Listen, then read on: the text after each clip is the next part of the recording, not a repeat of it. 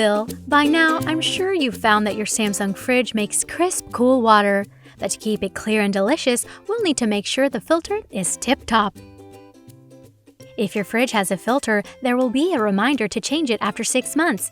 It's pretty easy to reset this warning, so make sure the filter is replaced on time whether or not you see it. And 6 months is just guidance. If your household uses more water and you find it doesn't taste as fresh, or if it starts to dispense weakly, you can replace the filter earlier. Samsung refrigerators use a few different filter shapes. The easiest way to find the one appropriate for your refrigerator is to look at the filter you already have.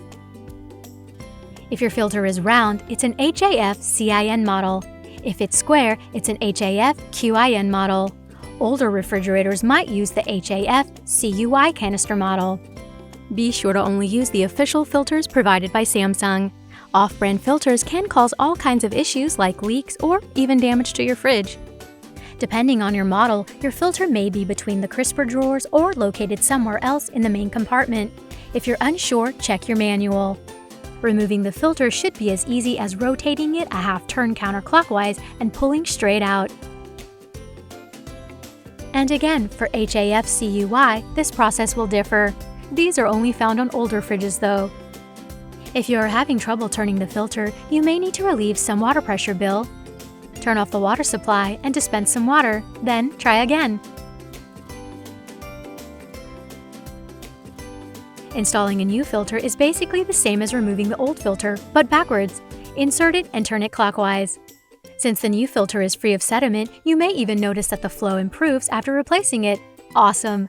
And again, even with a new filter, your refrigerator will require water pressure of at least 30 psi. Most cities provide around 60 psi, but that's certainly no guarantee, and your home may differ. For example, an in-home filter, like a reverse osmosis system, can reduce your pressure. Same with well pump systems.